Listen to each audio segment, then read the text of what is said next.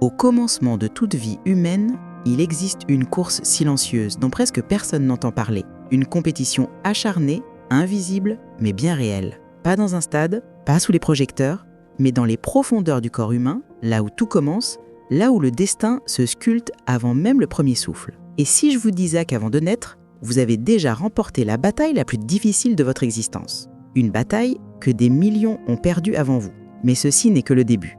Tout commence au moment où des millions de cellules reproductrices masculines sont libérées. Chacune semble minuscule, fragile, insignifiante. Pourtant, chacune porte un code unique, un potentiel immense, comme une étincelle prête à devenir un univers entier. Mais la route est longue et cruelle. La plupart ne survivront même pas aux premières secondes de ce voyage. Certaines se perdent, incapables de suivre le passage étroit des trompes.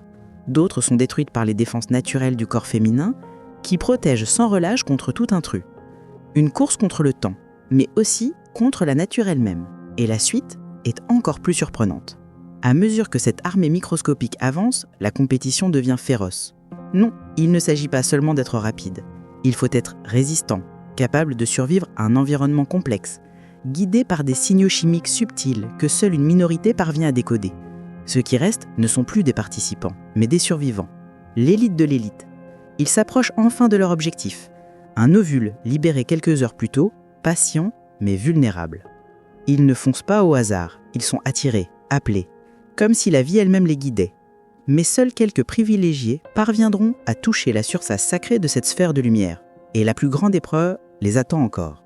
Car une fois arrivés, le combat change de forme.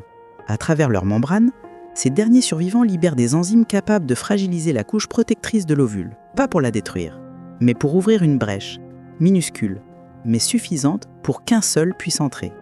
Ce moment est décisif. Dès qu'un spermatozoïde franchit la barrière, l'ovule se ferme, verrouillant toute autre tentative. En cet instant précis, deux mondes se rencontrent. Deux héritages, deux moitiés d'information, l'une paternelle, l'autre maternelle, fusionnent avec une précision absolue. C'est le début, la création d'un code génétique totalement unique, qui n'a jamais existé auparavant. Et ce n'était que la première métamorphose. Cette première cellule nouvellement formée commence alors un voyage extraordinaire. Elle se divise encore et encore, comme si un moteur invisible l'alimentait. 2 cellules, puis 4, puis 8, jusqu'à former une petite sphère vivante appelée zygote. Mais elle ne reste pas là.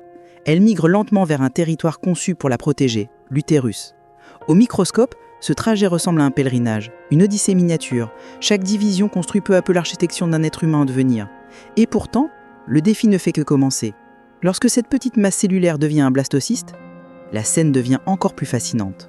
À l'intérieur, une couche interne prépare la formation du futur embryon, tandis qu'une couche externe se spécialise pour nourrir et protéger ce miracle en expansion. Rien n'est laissé au hasard. Chaque cellule semble connaître sa mission, comme si un plan secret avait été gravé dans son cœur. Puis vient un instant crucial, l'implantation. Doucement, le blastocyste s'enracine dans la paroi de l'utérus, cherchant un refuge pour les semaines à venir.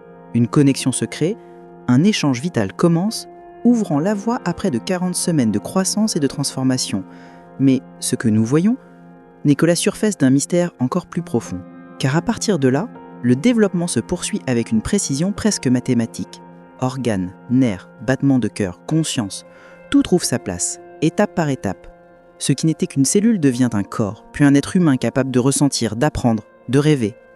Et dire que tout cela a commencé par une seule course, une seule victoire sur des millions de possibilités, alors si vous êtes là aujourd'hui en train d'écouter cette histoire, rappelez-vous, votre existence est déjà un triomphe bien avant votre premier cri, bien avant votre premier pas. Chaque vie commence par un miracle silencieux que très peu comprennent vraiment.